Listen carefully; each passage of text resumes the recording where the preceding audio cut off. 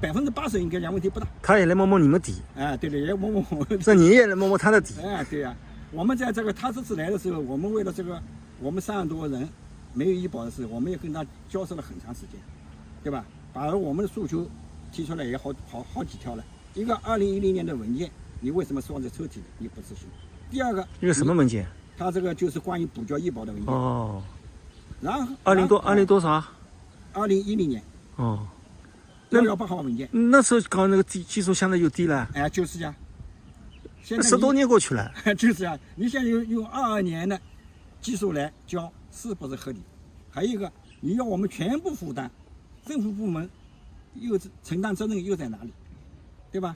企业倒闭了，那上面有政府啊，有决策机关，决策机关还在了，对吧？政府还在了，政府就要为老百姓排忧解难嘛，不能把这个包袱直接甩到弱势群体身上，对吧？他们这个困难也是当年改革开放造成的阵痛，对吧？我们现在能补救，尽量能采取补救的方法，给他们拉一把，使他们得到有相应的温暖。可是这个东西具体怎么样，政府一定要多想想办法，对吧？出点智慧，来怎么解决这部分弱势群体的所碰到的困难。我们群里面徐美芳的情况，她呢身体毛病多了不得了，现在呢在广州她儿子那边继续在治疗，她老公也死了，她呢自己呢在上海呢也没落下户口，在凤台呢她就办了个居民医保。那么上海为什么不能没落户呢？他这个有部分家庭的原因。哦，现在因为大家出去的话都知道的，回来的话也是困难重重。我们回来，那有家庭不接收的，对吧？这个东西，个人家庭的原因也是蛮麻烦的事情。这个都是当年造下来造成的后遗症啊。他现在呢，他就有困难了。一个，他人不在上海，他没上海户口。然后呢，第二个，他到广州去了，他异地安置是否能放到广州呢？这个也是一个问题，所以他这个情况比较特殊。我也跟袁科长讲，袁科长讲，你也不在上海，上海也不能异地安置，你到广州去了要半年以上，那到时你还回来了呢，所以这里边好像就变数很大，所以他这个情况也蛮讨厌的。还有我们群里好多同志都是生过大病，年老体弱，包括这次新冠后遗症、肺栓塞什么的。都是我讲实话，都是在家里吸氧啊，挂吊水啊，有的要住院，没钱，住不了院，所以呢，他们这个困难呢，我在看在群里看到也很着急，也感到呢很无助。我呢只能在这个群里嘛，帮他们出主意，想想办法，引导一下他们啊，使他们呢是不是在这个上面呢有点改善。思想上面有点你能打通一点啊。当然，一个劝慰他们要政治现实，第二个我们有困难，总是要找政府，对吧？政府如果怎么回答，如果有什么不妥的地方，你在群里发出来，我们大家呢帮你想想办法，给你出主意。因为这批老人，一个就身体不好，还有一个就是文化还是比较低的。我们都是吧？都是嘛，没念过书嘛，文化大革命嘛。但你这样的，让后面是自己深造的问题了，是吧？所以这里面很多人搞不清楚这么回事情了。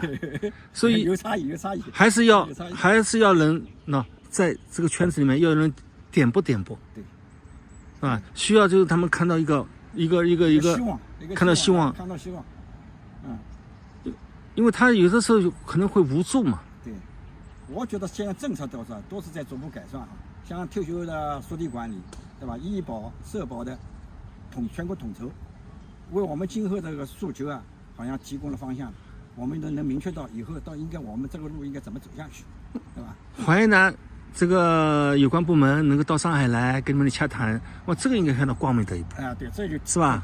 就已经是迈出来一步了。迈出来了就看到希望了。对。就是说这个步子今后怎么走得更好一点。关键是怎么继续走下去的问题。光这一步走了，我讲这还不是十分满意的，对吧？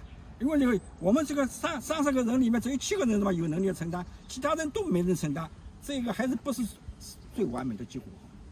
我们完美的结果就是我们30个人没有医保的话，都能妥善的解决。对生活困难人来说，这一个人4万多块钱是个大数字。可能跟他们是不是能降低一点费用？可能你们一年的工资都没呢，一年工资、退休工资你没呢，2000多块钱，就算3000块钱，你要一年也交不了这个钱。3万多块钱。是，对啊，他要4万5了，将近4万5了，43800多，44000。那么还要对以后生老病死。对呀，你这个东西以后就我讲说，我为什么我刚才我提到要2包结归呢？我们一死了，丧葬费都要往外地跑，对吧？